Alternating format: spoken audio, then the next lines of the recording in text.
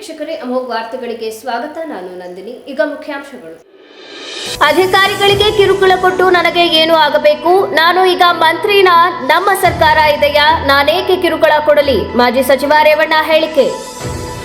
ರಾಜ್ಯದಲ್ಲಿ ರಂಗೇರಿದ ಉಪಚುನಾವಣೆ. ದಾವಣಗೆರೆಗೆ ಸಮರ್ಥ್, ಬಾಗಲಕೋಟೆಗೆ ಉಮೇಶ್ ಮೇಟಿಗೆ ಟಿಕೆಟ್. ಕಾಂಗ್ರೆಸ್ ಅಧಿಕೃತ ಘೋಷಣೆ. ಹೈನುಗಾರಿಕೆಗೆ ಅವಶ್ಯವಿರುವ 6,000 ಮ್ಯಾಟ್ ತರಿಸಿದ ಶಾಸಕ ಸಿಎನ್ ಬಾಲಕೃಷ್ಣ. ವಾರ್ತೆಗಳ ವಿವರ. ನಾನು ಸಚಿವನಾಗಿದ್ದ ಕಾಲದಲ್ಲೇ ಯಾವುದೇ ಅಧಿಕಾರಿಗಳಿಗೆ ಕಿರುಕುಳ ನೀಡಿದವನಲ್ಲ. ಇನ್ನು ಕಾಂಗ್ರೆಸ್ ಆಡಳಿತವಿರುವ ಈ ಸಮಯದಲ್ಲಿ ಅಧಿಕಾರಿಗಳಿಗೆ ಕಿರುಕುಳ ನೀಡಲು ಸಾಧ್ಯವೇ ಎಂದು ಶಾಸಕ ಎಚ್.ಡಿ. ರೇವಣ್ಣ ಪ್ರಶ್ನಿಸಿದರು. ನಾನೇನಾದ್ರು ಮುಂದಿರ ಅಥವಾ ನನ್ನ ಸರ್ಕಾರ ಇದ್ದೀನಿ ಕಿರುಕುಳ ಕೊಡೋಕ್ಕೆ? ಸರ್ಕಾರ ಇರೋದು ಅವ್ರದ್ದೇ. ಅವತ್ತು ನಾನು ಏನು ನಡೆದಿತ್ತು ಅದನ್ನು ಒಬ್ಬ ಶಾಸಕನಾಗಿ ನನ್ನ ಕರ್ತವ್ಯ ನಿರ್ವಹಣೆ ಮಾಡಬೇಕಾದ ಕೆಲಸ. ಶಾಸಕನಿಗೆ ಹಕ್ಕುಚ್ಯುತಿ ಬಂದಾಗ ಏನು ಮಾಡಬೇಕಾಗುತ್ತೆ? ನೀವೆಲ್ಲ ಇದ್ರಿ, ಪತ್ರಿಕಾ ಸ್ನೇಹಿತರಿದ್ರಿ, ನನಗೇನು ಪರ್ಸನಲ್ ಅಲ್ಲ.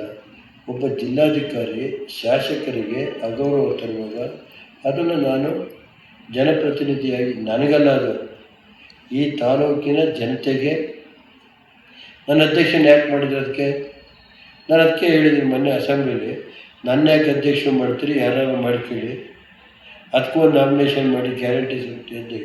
ಹಾಸನ ತಹಸೀಲ್ದಾರ್ ಅವರಲ್ಲ, ಹಾಸನ ತಹಸೀಲ್ದಾರರು ಲ್ಯಾಂಡ್ ಮಾಫಿಯಾ ಜೊತೆನೇ ಅವ್ರ ಮಲ್ಲೆ ಹೋಗಿ ಕೂತ್ಕೊಳ್ಳೋದು.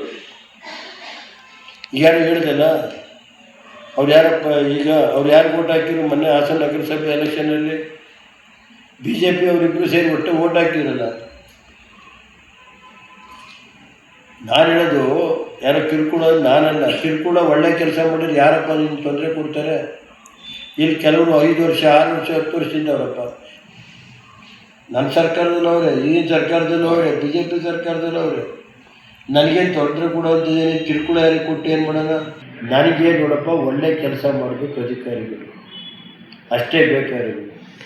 ನಾನು DC ಆಫೀಸು ಮಾಡಲಿ, ಒಳ್ಳೆಯದು ಜನಕ್ಕೆ ಬಡವರಿಗೆ. ನನಗೇನು ಕೇಳಿ ಮಾಡಿ ಅಂತ ನಾವು ಹೇಳ್ತೀವಿ. ಈಗ ಹಬ್ಬ ಜಾತ್ರೆ ಮಾಡಿದ್ರಪ್ಪ, ಲೋಕಾಯುಕ್ತ ತನಿಖೆ ನಡೀತಾ ಇಲ್ವಾ? ಯಾರಿಗೂ ಬೇಕಾದ್ರೆ ಕಂಟ್ರಾಕ್ಟ್ ಕೊಟ್ಟವೆ ಅಂತ. ನನಗೇನೇ ಆಗಬೇಕಾರೋದು, ನಾನು ಯಾವುದೇ ಅಧಿಕಾರಿ ನಮಗೆ ಕಿರುಕುಳ ಕೊಟ್ಟು ನನಗೇನಾಗಬೇಕು? ಸರ್ಕಾರ ನಂದೈತ, ಅವ್ರದ್ದೇ ಸರ್ಕಾರ ಇರೋದು. ಒಳ್ಳೆ ಕೆಲಸ ಮಾಡ್ದೇನೆ ಲೂಟಿ ಹೊಡಿತಾ ಇದ್ರೆ ಏನು ಮಾಡೋದು ಕೇಳಪ್ಪ. DC ಆದರೂ AC ಆದರೂ ಅದ್ರ ವಿರುದ್ಧ ಮಾಡಿದ್ರೆ ಏನು ಮಾಡಬೇಕು ಹೇಳಿ ನೀನು? ನಾನು ಅಸೆಂಬ್ಲಿ ರೈಸ್ ಮಾಡಬೇಕೋ ಬೇಡವೋ? ಈ ಜಿಲ್ಲೆ ನಡೀತಾ ಇರೋ ಅನ್ಯಾಯನ ಕೂತ್ಕೊಳ್ಳೋದು.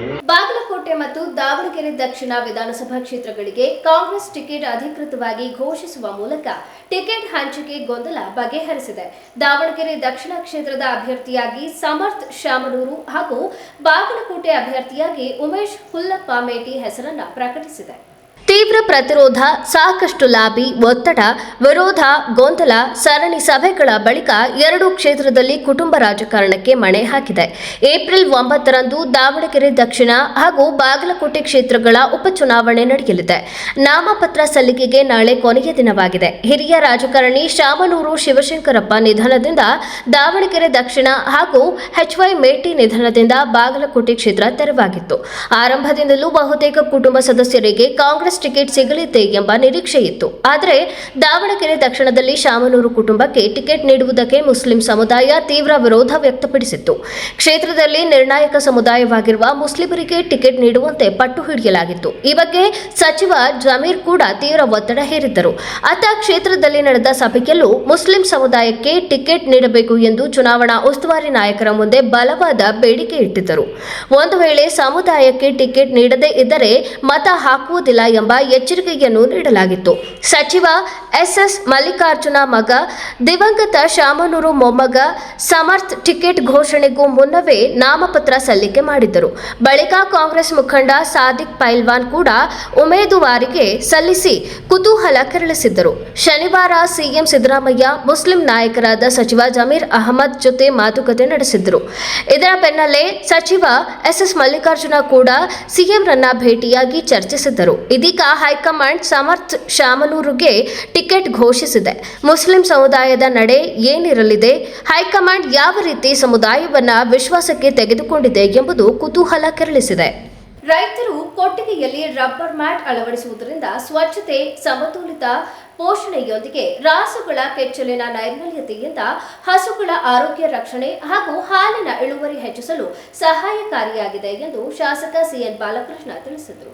ತಾಲೂಕಿನ ಕಸಬಾ ಹೋಬಳಿ ಶೆಟ್ಟಿಹಳ್ಳಿ ಹಾಲು ಶೀತಲೀಕರಣ ಘಟಕದಲ್ಲಿ ರಾಷ್ಟ್ರೀಯ ಕೃಷಿ ವಿಕಾಸ ಯೋಜನೆಯಡಿ ಹಾಲು ಉತ್ಪಾದಕ ಸದಸ್ಯರುಗಳಿಗೆ ರಬ್ಬರ್ ಮ್ಯಾಟ್ ವಿತರಣೆಗೆ ಚಾಲನೆ ನೀಡಿ ಮಾತನಾಡಿದ ಅವರು, ಗ್ರಾಮೀಣ ಭಾಗದ ರೈತ ಸಮುದಾಯವು ತಮ್ಮ ಆರ್ಥಿಕತೆಯ ಪ್ರಮುಖ ಮೂಲವಾಗಿರುವ ಪಶುಸಂಗೋಪನೆಯಲ್ಲಿ ಉತ್ತಮ ಲಾಭವನ್ನ ಪಡೆಯಬೇಕಾದರೆ ಅವುಗಳ ಆರೋಗ್ಯ ಉತ್ತಮವಾಗಿರುವುದು ಕೂಡ ಮುಖ್ಯ. ಈ ನಿಟ್ಟಿನಲ್ಲಿ ದನ ಕರುಗಳು ವಾಸಿಸುವ ಪರಿಸರದ ನೈರ್ಮಲ್ಯವನ್ನ ಅವುಗಳ ಆರೋಗ್ಯವು ಅವಲಂಬಿಸಿದೆ. ಹಾಗಾಗಿ ದನಗಳ ಕೊಟ್ಟಿಗೆಯ ಸ್ವಚ್ಛತೆ ಅವಶ್ಯಕವಾಗಿದೆ. ಜಾನುವಾರುಗಳು ಮಲಗಿದಾಗ ಕೆಚ್ಚಲು ನೆಲದ ಸಂಪರ್ಕಕ್ಕೆ ಬರುತ್ತದೆ. ಆದ ಕಾರಣ ಹೈನು ರಾಸುಗಳಲ್ಲಿ ಕೆಚ್ಚಲು ಬಾವು ಬರುವ ಸಾಧ್ಯತೆಗಳು ಹೆಚ್ಚಾಗಿರುತ್ತದೆ. ಇದರಿಂದ ಹಾಲಿನ ಉತ್ಪಾದನೆ ಗಣನೀಯವಾಗಿ ಇಳಿಮುಖವಾಗುತ್ತದೆ. ಹಸುವಿನ ಉತ್ಪಾದನಾ ಮಟ್ಟವನ್ನು ಸರಿಯಾದ ರೀತಿಯಲ್ಲಿ ನಿರ್ವಹಿಸಬೇಕಾದರೆ ನೆಲಹಾಸು ಮುಖ್ಯವಾಗಿದೆ. ರಾಜ್ಯದಲ್ಲೇ ಹಾಲು ಉತ್ಪಾದನೆಯಲ್ಲಿ ಹಾಸನ ಹಾಲು ಒಕ್ಕೂಟ 2ನೇ ಸ್ಥಾನದಲ್ಲಿದ್ದು, ಚನ್ನರಾಯಪಟ್ಟಣ ತಾಲೂಕು ರಾಜ್ಯದಲ್ಲೇ 4ನೇ ಸ್ಥಾನ ಪಡೆದಿದೆ. ಡೈರಿ ಉದ್ಯಮದ ಬೆಳವಣಿಗೆಗೆ ರೇವಣ್ಣನವರ ಕೊಡುಗೆ ಅಪಾರವಾಗಿದೆ. ಜಿಲ್ಲೆಯ ರೈತರು ಆರ್ಥಿಕವಾಗಿ ಸದೃಢಗೊಳ್ಳಲು ರೇವಣ್ಣನವರ ದೂರದೃಷ್ಟಿಯೇ ಕಾರಣ ಎಂದು ಹೇಳಿದರು. ಶೆಟ್ಟಿಹಳ್ಳಿ ಹಾಲು ಶೀತಲೀಕರಣ ಕೇಂದ್ರದಲ್ಲಿ ನಮ್ಮ ತಾಲೂಕಿನಲ್ಲಿ ಸುಮಾರು ಹಾಲು ಉತ್ಪಾದಕ ಸದಸ್ಯರುಗಳಿಗೆ ಅವರು ಸಾಕಿರುವಂಥ ಏನು ಜಾನುವಾರುಗಳಿಗೆ ಒಂದು ಉತ್ತಮವಾದಂಥ ರೀತಿಯಲ್ಲಿ ಆರೋಗ್ಯವನ್ನು ಕಾಪಾಡಿಕೊಳ್ಳುವಂಥ ದೃಷ್ಟಿನಲ್ಲಿ, ಶುಚಿತ್ವವನ್ನು ಕಾಪಾಡುವ ದೃಷ್ಟಿನಲ್ಲಿ ಇವತ್ತು ಮ್ಯಾಟ್ಗಳನ್ನು ವಿತರಣೆ ಮಾಡುವಂಥ ಸಮಾರಂಭದಲ್ಲಿ ನಾವೆಲ್ಲರೂ ಕೂಡ ಭಾಗಿಗಳಾಗಿದ್ದೇವೆ. ಇವತ್ತು 1255 ರೂಪಾಯಿ ಸಹಾಯಧನದ ಅಡಿನಲ್ಲಿ ನಮ್ಮ ವಿಧಾನಸಭಾ ಕ್ಷೇತ್ರದ ವ್ಯಾಪ್ತಿಯಲ್ಲಿ ಸುಮಾರು 280 ದಂಡಿನಲ್ಲಿ ಹೊರತುಪಡಿಸಿ 280 ಮಿಲ್ಕ್ ಸೊಸೈಟೀಸ್ ಬರ್ತದೆ. ಇವತ್ತು 6,000 ಮ್ಯಾಟ್ಗಳನ್ನು ವಿತರಣೆ ಮಾಡಲಿಕ್ಕೆ ಕ್ರಮ ವಹಿಸಿದ್ದೇವೆ. ಇದರ ಅಂದಾಜು ಮೌಲ್ಯ 1.5 ಕೋಟಿ. 75 ಲಕ್ಷ ರೂಪಾಯಿ ಸಹಾಯಧನ. 1255 ರೂಪಾಯಿಗೆ ಒಂದು ಆದರೆ 6,000 ಇಂಟು 75 ಲಕ್ಷ ಆಗುತ್ತೆ ಅಂತ ಅಂದ್ಕೊಂಡಿದ್ದೀನಿ. ನೋಡಿ, ಇದು ಆ ಒಂದು ಇದರಲ್ಲಿ 6,000 ಮ್ಯಾಟ್ಗಳನ್ನು ತುಂಬ ಬೇಡಿಕೆ ಕೂಡ ಜಾಸ್ತಿ ಇದೆ ಸರ್. ಈಗ ನಮ್ಗೆ ಇನ್ನೂ ಕೂಡ ನಮ್ಮ ತಾಲೂಕಿಗೆ 20,000 ಮ್ಯಾಟ್ಗಳ ಬೇಡಿಕೆ ಇದೆ. 2ನೇ ಹಂತದಲ್ಲಿ ಏಪ್ರಿಲ್ನಲ್ಲಿ ಇವತ್ತು ಮಾಡಿಕೊಡ್ತೇವೆ. ಈ ಸಂದರ್ಭದಲ್ಲಿ ಒಕ್ಕೂಟದ ಅಧ್ಯಕ್ಷರು, ನಮ್ಮೆಲ್ಲರ ನೆಚ್ಚಿನ ನಾಯಕರಾದಂಥ ಸನ್ಮಾನ್ಯ ಶ್ರೀ H.D. ರೇವಣ್ಣ ಅವರಿಗೆ ನಮ್ಮ ರೈತರ ಪರವಾಗಿ ಅಭಿನಂದನೆಗಳನ್ನು ಸಲ್ಲಿಸಲಿಕ್ಕೆ ಬಯಸ್ತೇನೆ. ಈ ಹಿಂದಿನ ದಿನಮಾನಗಳು ಕೂಡ ಸುಮಾರು 5 ರಿಂದ 6 ಕೋಟಿ ರೂಪಾಯಿ ವೆಚ್ಚದ ಸಹಾಯಧನದಡಿನಲ್ಲಿ ವಿತರಣೆ ಮಾಡಿದ್ದೀವಿ. ಹಿಂದೆನೂ ಕೂಡ ನನಗೆ ತಿಳಿದಿರುವಂಗೆ ಒಂದು 15 ರಿಂದ 20 ಸಾವಿರ ಮ್ಯಾಟ್ಗಳನ್ನು ಹಿಂದೆ ವಿತರಣೆ ಮಾಡಿದ್ದೀವಿ. ಇವತ್ತು 6,000 ಮ್ಯಾಟ್ಗಳನ್ನು ವಿತರಣೆ ಮಾಡ್ತಾ ಇದ್ದೇವೆ. ಮುಂದಿನ ದಿನಗಳಲ್ಲಿ ಏಪ್ರಿಲ್ನಲ್ಲಿ ಇನ್ನೊಂದು 30,000ನ ಇವತ್ತು ಟೆಂಡರ್ ಕರೀತಕ್ಕಂಥದ್ದಕ್ಕೆ ಒಕ್ಕೂಟದಲ್ಲಿ ಮಾನ್ಯ ರೇವಣ್ಣವರ ನಿರ್ದೇಶನದಂತೆ ಅವಕಾಶ ಆಗ್ತಿದೆ. ಆ 2ನೇ ಹಂತದಲ್ಲಿ ಇನ್ನೊಂದು 10,000 ಮ್ಯಾಟ್ಗಳನ್ನ ನಮ್ಮ ತಾಲೂಕಿಗೆ ಕೊಡಿಸ್ತಕ್ಕಂಥದ್ದಕ್ಕೆ ಒಂದು ಆದ್ಯತೆ ಕೊಡೋಣ.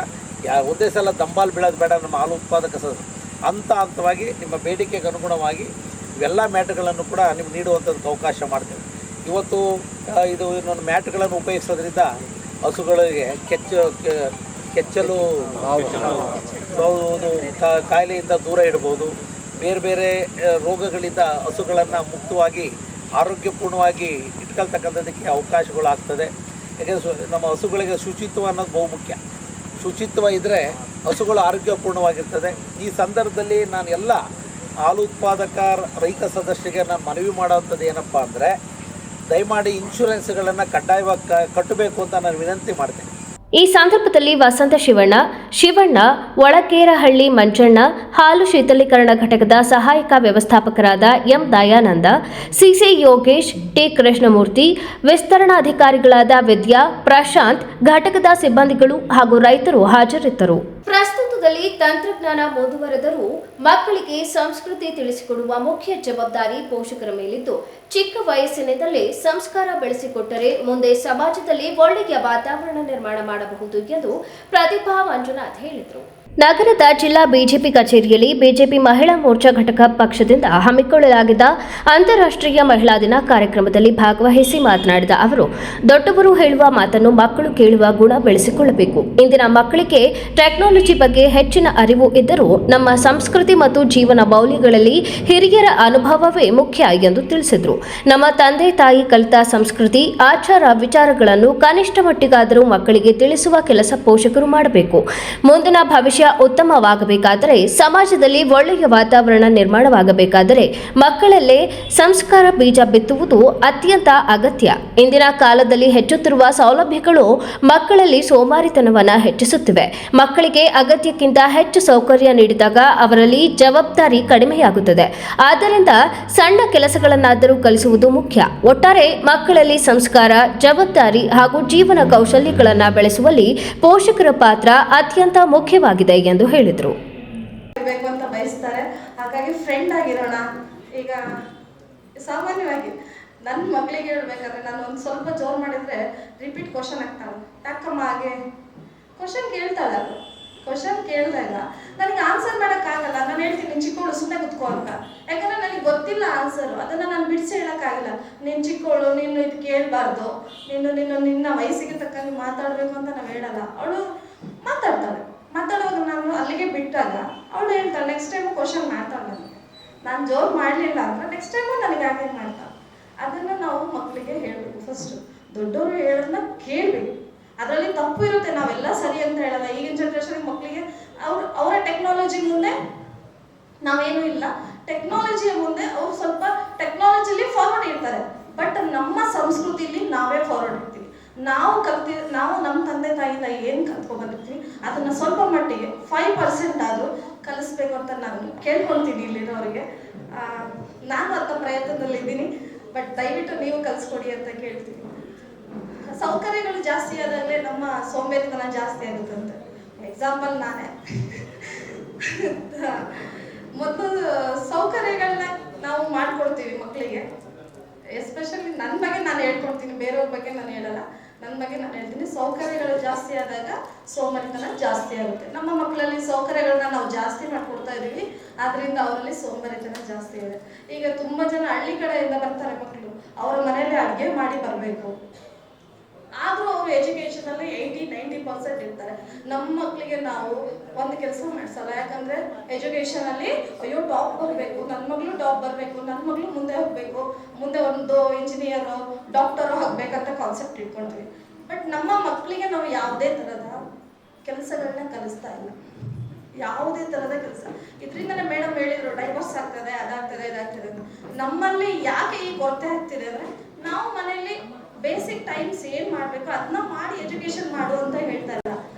ಏನು ಬೇಸಿಕ್ ಕಲಿಸ್ಬೇಕು. ಕಾರ್ಯಕ್ರಮದಲ್ಲಿ ಕಳೆದ 40 ವರ್ಷಗಳಿಂದ ಭರತನಾಟ್ಯ ಶಿಕ್ಷಕಿಯಾಗಿ ತರಬೇತಿ ಕೊಡುತ್ತಿರುವ ಅಂಬಾಳೆ ರಾಜೇಶ್ವರಿ, ಕುಸುಮಾ ಭೂಪಾಲ್ ಮತ್ತು ಸುಮಿತ್ರಾ ಜಯರಾಮ್ ಇವರನ್ನ ಬಿಜೆಪಿ ಮಹಿಳಾ ಮೋರ್ಚಾದಿಂದ ಸನ್ಮಾನಿಸಿ ಗೌರವಿಸಲಾಯಿತು.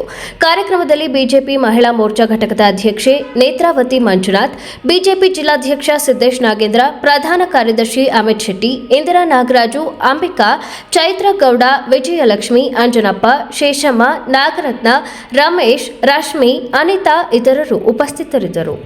ತಾಲೂಕಿನಾದ್ಯಂತ 2026-27ನೇ ಶೈಕ್ಷಣಿಕ ಸಾಲಿನ ಆದರ್ಶ ವಿದ್ಯಾಲಯದ 6ನೇ ತರಗತಿ ದಾಖಲಾತಿಗಾಗಿ ನಡೆದ ಪ್ರವೇಶ ಪರೀಕ್ಷೆಯು ಅತ್ಯಂತ ವ್ಯವಸ್ಥಿತವಾಗಿ ಮತ್ತು ಶಾಂತಿಯುತವಾಗಿ ಜರುಗಿತು ಎಂದು ಕ್ಷೇತ್ರ ಶಿಕ್ಷಣಾಧಿಕಾರಿಗಳಾದ ಜಿಎನ್ ಸೋಮಲಿಂಗೇಗೌಡ ಅವರು ತಿಳಿಸಿದರು.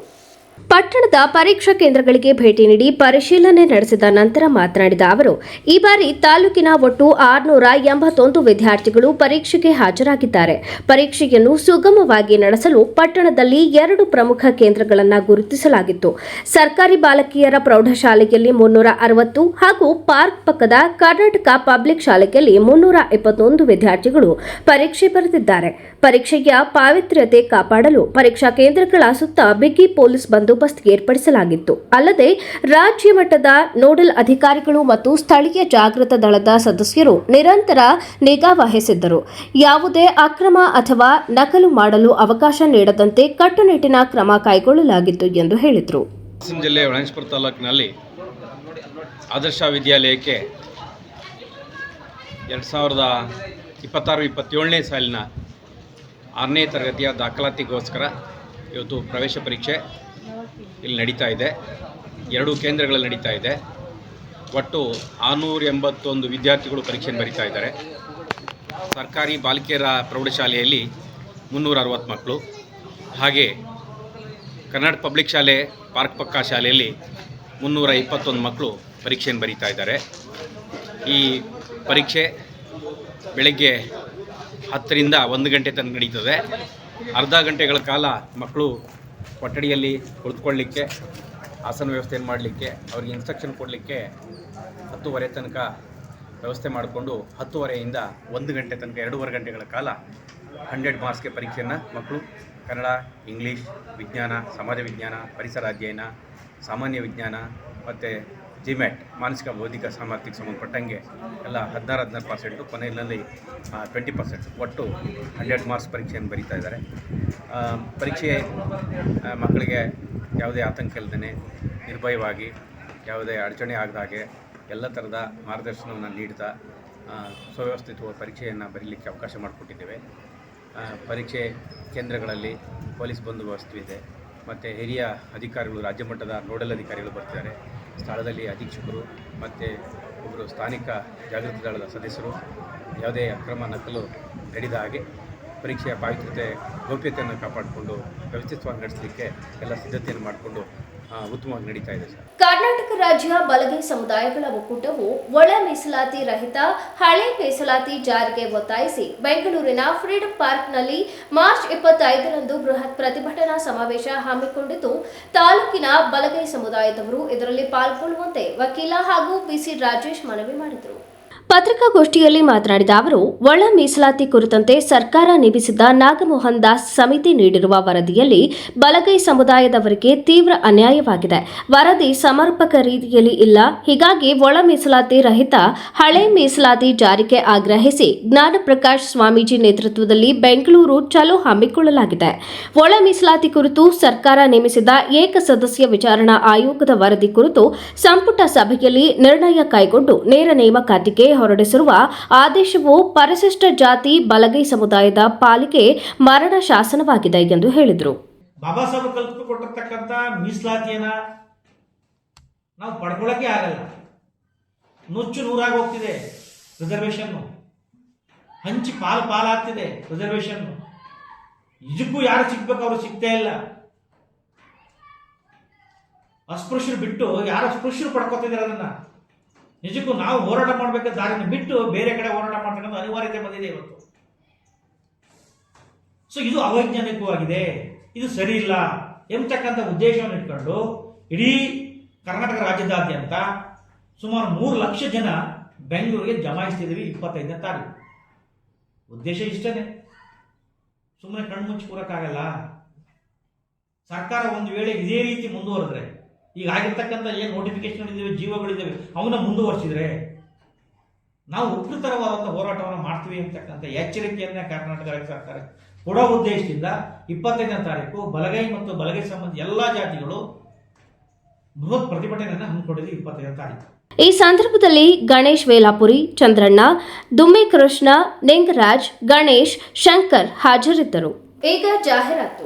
ವಿಜಯ್ ಸಿಲ್ವರ್ ಪ್ಯಾಲೇಸ್ ಬೆಳ್ಳಿಯ ಆಭರಣಗಳ ಮತ್ತು ಬೆಳ್ಳಿ ವಸ್ತುಗಳ ಎಕ್ಸ್ಕ್ಲೂಸಿವ್ ಶೋರೂಮ್. ಮೊಟ್ಟ ಮೊದಲ ಪ್ರತ್ಯೇಕ ಬೆಳ್ಳಿ ಆಭರಣಗಳ ಭಂಡಾರ ವಿಜಯ್ ಸಿಲ್ವರ್ ಪ್ಯಾಲೇಸ್.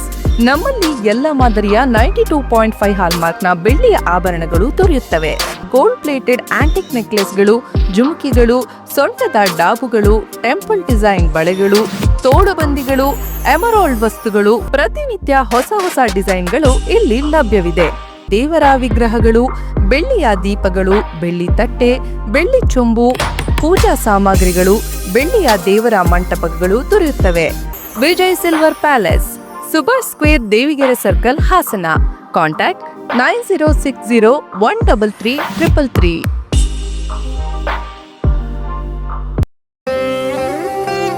ನನ್ನ ಬಾಲ್ಯ ಅಮೂಲ್ಯ ನೆನಪುಗಳಿಂದ ತುಂಬಿತ್ತು. ಸಮಯದ ಸವಾಲನ್ನು ಎದುರಿಸಿ ನಿಂತ ಪರಂಪರೆ. ಆಹಾ, ಶೈನಿಂಗ್, ಆದ್ರೆ ಏನೋ ಮಿಸ್ಸಿಂಗ್.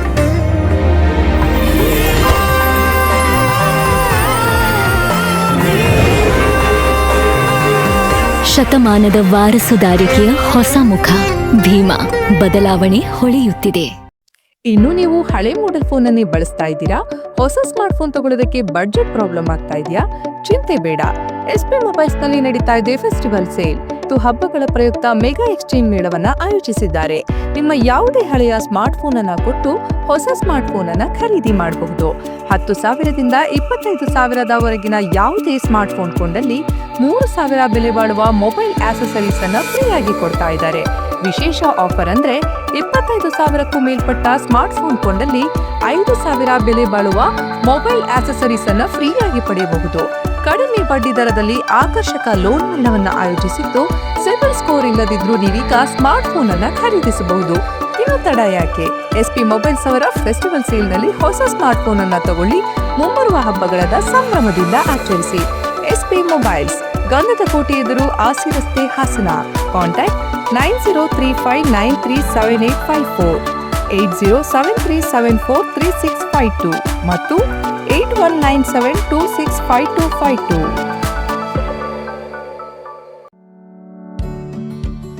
ಹಾಸನದ ಕೆಆರ್ಪುರಂನಲ್ಲಿ ನೂತನವಾಗಿ ಪ್ರಾರಂಭವಾಗಿರುವ ಸುನಂದ ಸೂಪರ್ ಸ್ಪೆಷಾಲಿಟಿ ಕಣ್ಣಿನ ಆಸ್ಪತ್ರೆಯಲ್ಲಿ ನಿಮ್ಮ ಕಣ್ಣಿನ ಎಲ್ಲ ಸಮಸ್ಯೆಗಳಿಗೆ ಸೂಕ್ತ ಚಿಕಿತ್ಸೆಗಳು ಲಭ್ಯವಿರುತ್ತವೆ. ಪ್ರತಿದಿನ ನುರಿತ ತಜ್ಞರಾದಂಥ doctor Chiranth IM phaco surgeon, doctor Sumanth IM retina surgeon, doctor Madhumita M phaco surgeon ನಿಮ್ಮ ಸೇವೆಗೆ ಲಭ್ಯವಿರುತ್ತಾರೆ. ನಮ್ಮ ಆಸ್ಪತ್ರೆಯ ವಿಶೇಷತೆಗಳು: state of art operation theatre, injection ರಹಿತ ನೋವಿಲ್ಲದ ಶಸ್ತ್ರಚಿಕಿತ್ಸೆ, ಕ್ಯಾಟರಾಕ್ಟ್ ಶಸ್ತ್ರಚಿಕಿತ್ಸೆಗೆ ಅತ್ಯಾಧುನಿಕ ಆರ್ಟ್ಲಿ ಫೇಕೋ ಮೆಷಿನ್, ಅಂತಾರಾಷ್ಟ್ರೀಯ ಮಟ್ಟದ ಲೆನ್ಸಸ್ ಬಳಕೆ, ನುರಿತ ವೈದ್ಯರ ತಂಡದಿಂದ ರೆಟಿನಾ ತೊಂದರೆಗಳಿಗೆ ಚಿಕಿತ್ಸೆ, ಗ್ಲೋಕೋಮಾ ಸಮಸ್ಯೆಗೆ ಚಿಕಿತ್ಸೆ, ಬಾಲ್ಯದ ಕಣ್ಣಿನ ಸಮಸ್ಯೆಗಳಿಗೆ ಚಿಕಿತ್ಸೆ. ನಮ್ಮಲ್ಲಿ ಅತ್ಯಾಧುನಿಕ OCT machine, laser machine, vitrectomy machine ಹಾಗೂ ಇತರೆ ಕಣ್ಣಿನ ಸಮಸ್ಯೆಗಳಿಗೆ ಬೇಕಾಗುವ ಮೆಷಿನ್ಗಳು ಲಭ್ಯವಿರುತ್ತವೆ. ಹೆಸರಾಂತ ಕಂಪನಿಯ ಉತ್ತಮ ಗುಣಮಟ್ಟದ ಕನ್ನಡಕಗಳು ರಿಯಾಯಿತಿ ದರದಲ್ಲಿ ದೊರೆಯುತ್ತವೆ. ನಮ್ಮಲ್ಲಿ ಮುಖ್ಯವಾಗಿ ಯಶಸ್ವಿನಿ ಕಾರ್ಡ್, ಧರ್ಮಸ್ಥಳ ಸಂಘದ ಕಾರ್ಡ್ಗಳ ವಿಮಾ ಸೌಲಭ್ಯ ಹಾಗೂ ಇತರೆ ಖಾಸಗಿ ಕಂಪನಿಗಳ ವಿಮಾ ಸೌಲಭ್ಯಗಳು ದೊರೆಯುತ್ತವೆ. ಭಾನುವಾರ ಹೊರತುಪಡಿಸಿ ಪ್ರತಿದಿನ ಸೋಮವಾರದಿಂದ ಶನಿವಾರದವರೆಗೆ ಬೆಳಗ್ಗೆ 10ರಿಂದ ಸಂಜೆ 8 ಗಂಟೆವರೆಗೆ ವೈದ್ಯರು ಸಮಾಲೋಚನೆಗೆ ಲಭ್ಯವಿರುತ್ತಾರೆ. ಹೆಚ್ಚಿನ ಮಾಹಿತಿಗಾಗಿ ಸಂಪರ್ಕಿಸಿ. ಹಾಸನದ ನಮ್ಮ ವಿಳಾಸ HAR ಆರ್ಕೇಡ್ 4ನೇ ಕ್ರಾಸ್, ಸಂಪಿಗೆ ರಸ್ತೆ, ಕೆಆರ್ಪುರಂ, ಹಾಸನ. Phone number 9036033343, 9353737288. ತಿಪಟೂರಿನಲ್ಲಿ ಕಳೆದ 3 ವರ್ಷಗಳಿಂದ ಸುನಂದ ಕಣ್ಣಿನ ಆಸ್ಪತ್ರೆ ಕಾರ್ಯನಿರ್ವಹಿಸುತ್ತಿದ್ದು, ರೋಗಿಗಳ ಮೆಚ್ಚುಗೆ ಗಳಿಸಿದೆ ಎಂದು ತಿಳಿಸಲು ಆಶಿಸುತ್ತೇವೆ. ತಿಪಟೂರಿನ ನಮ್ಮ ವಿಳಾಸ NH 206, ಹಾಸನ್ ಸರ್ಕಲ್ ಹತ್ತಿರ, ಇಂಡಿಯನ್ ಆಯಿಲ್ ಪೆಟ್ರೋಲ್ ಬಂಕ್ ಪಕ್ಕ, ತಿಪಟೂರು. ಫೋನ್ ನಂಬರ್ಸ್ 8310505620 ಮತ್ತು 08023901908. ಸಕಲೇಶಪುರದಲ್ಲಿ ಸುನಂದ ಸೂಪರ್ ಸ್ಪೆಷಾಲಿಟಿ ಕಣ್ಣಿನ ಆಸ್ಪತ್ರೆಯ ವಿಷನ್ ಸೆಂಟರ್ ತೆರೆಯಲಾಗಿದ್ದು, ಸೋಮವಾರ ಮತ್ತು ಗುರುವಾರ ನೇತ್ರ ತಜ್ಞರು ಸಮಾಲೋಚನೆಗೆ ಲಭ್ಯವಿರುತ್ತಾರೆ. ಸಕಲೇಶಪುರದ ನಮ್ಮ ವಿಳಾಸ Srinivasa nursing home, 2nd floor, BM road, Sakleshpur. Phone number 7975318630.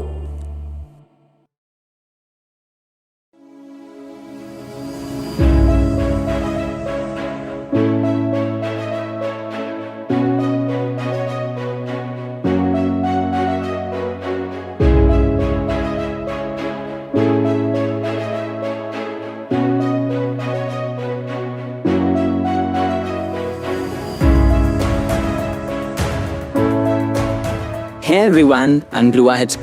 I'm Kritika Tia, Studying in class 12 of Bharat's BU Academy. We are proud to introduce Bharat's Academy, a newly established institution in science which is dedicated for excellence education in curricular and non-curricular activities. Hello everyone, myself Barira Kaunim.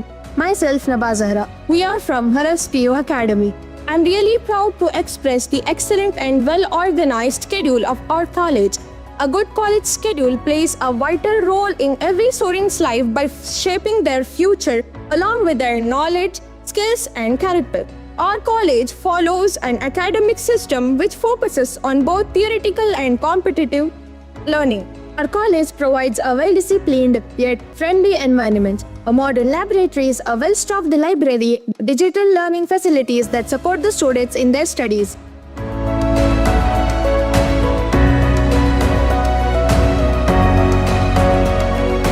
The Bharat PU Academy is founded by Mr. Bharat VS and the secretary Mrs. Netra Bharat and the principal of this college Mr. Murli RM.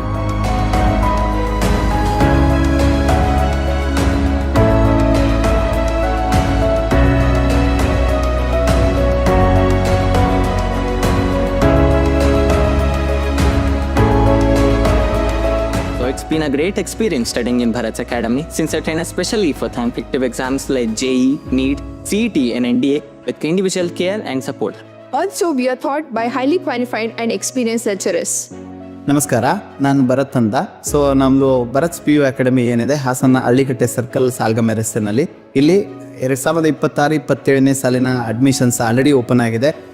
Complete competitive coaching college ಅಂತ ಹೇಳಿ ಹಾಸನದಲ್ಲಿ ಹೆಸರಾಗಿರುವಂಥ ನಮ್ಮ ಕಾಲೇಜಿನಲ್ಲಿ JEEಗೆ separate, ನೀಟ್ಗೆ separate 2 ಬ್ಯಾಚ್ಗಳನ್ನು ನಾವು start ಮಾಡ್ತಾ ಇದ್ದೀವಿ. So ಆದಷ್ಟು ಬೇಗ ಅಡ್ಮಿಷನ್ಸ್ ಎಲ್ಲ ಮುಗೀತಾ ಇದೆ. ಸೊ ದಯಮಾಡಿ ಪೇರೆಂಟ್ಸ್ಗಳು ಆದಷ್ಟು ಬೇಗ ಸದುಪಯೋಗ ಪಡ್ಕೊಳ್ಳಿ, ಆದಷ್ಟು ಬೇಗ ಬಂದು ನಿಮ್ಮ ಮಕ್ಕಳನ್ನ ಅಡ್ಮಿಷನ್ಸ್ ಮಾಡಿ. ಸೊ ಭರತ್ ಅಕಾಡೆಮಿ ಹೊಸದಾಗಿ ಭಾರತ್ ಅಕಾಡೆಮಿ ನಿಮ್ಮ ಮುಂದೆ ಬಂದಿದೆ. ಹಳ್ಳಿಕಟ್ಟೆ ವೃತ್ತ, ಸಾಲ್ಗಾಮಿ ರಸ್ತೆ, ಹಾಸನ. ಭರತ್ ಅಕಾಡೆಮಿ.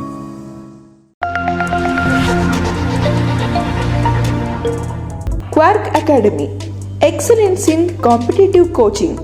ಸತತ 8 ವರ್ಷಗಳಿಂದ long term NEET, JEE, KCET ಮುಂತಾದ ಸ್ಪರ್ಧಾತ್ಮಕ ಪರೀಕ್ಷೆಗಳಿಗೆ ಕೋಚಿಂಗ್ ನೀಡಿ ಅತ್ಯುತ್ತಮ ಫಲಿತಾಂಶ ನೀಡುತ್ತಿರುವ ಕ್ವಾರ್ಕ್ ಅಕಾಡೆಮಿಯಲ್ಲಿ ದಾಖಲಾತಿ ಪ್ರಾರಂಭವಾಗಿದೆ. ರೆಗ್ಯುಲರ್ ಮತ್ತು ರಿಪೀಟರ್ಸ್ಗಳಿಗೆ ಫೌಂಡೇಶನ್ ಕ್ಲಾಸ್ಗಳು ಪ್ರಾರಂಭವಾಗುತ್ತಿದ್ದು, ದೂರದ ಊರಿನಿಂದ ಬರುವ ಮಕ್ಕಳಿಗೆ ಹಾಸ್ಟೆಲ್ ವ್ಯವಸ್ಥೆ ಲಭ್ಯವಿದೆ. ನಿಮ್ಮ ಮೆಡಿಕಲ್ ಸೀಟ್ ಕನಸನ್ನು ನನಸಾಗಿಸಿಕೊಳ್ಳಲು ಮತ್ತು BSc agriculture science, BSc veterinary ಸೈನ್ಸ್ಗಳಿಗಾಗಿ ಕ್ವಾರ್ಕ್ ಅಕಾಡೆಮಿ ಚಂದ್ರಶೇಖರ್ HS ರವರ ಸಾರಥ್ಯದ ತಂಡವು ಉತ್ತಮ ಕೋಚಿಂಗ್ ನೀಡುತ್ತಿದ್ದು, ಹಲವಾರು ವಿದ್ಯಾರ್ಥಿಗಳು ಮೆಡಿಕಲ್ ಸೀಟ್ ಪಡೆದಿರುತ್ತಾರೆ. ಉಲ್ಲಾಸ್ ರಾಜ್ 2025ರ ನೀಟ್ನಲ್ಲಿ 562 ಅಂಕ ಪಡೆದು ಮೈಸೂರಿನ ಮೆಡಿಕಲ್ಸ್ ಕಾಲೇಜಿಗೆ ಸೇರ್ಪಡೆಯಾಗಿದ್ದಾರೆ. ಹಾಗೂ JEE ಮೈನ್ಸ್ನಲ್ಲಿ ದೀಪಕ್ ಸಾಯಿ ಸಚಿನ್ 99.90% ಪಡೆದು IIT ಲಕ್ನೋನಲ್ಲಿ ಸೇರ್ಪಡೆಯಾಗಿದ್ದಾರೆ. KCET ನೀಟ್ ಕ್ರ್ಯಾಶ್ ಕೋರ್ಸ್ ತರಗತಿಗಳು ಮಾರ್ಚ್ 18ರಿಂದ ಪ್ರಾರಂಭ. Contact Quark academy, old Gokul hotel road, opposite Spoorthi coffee, KR Puram, Hassan.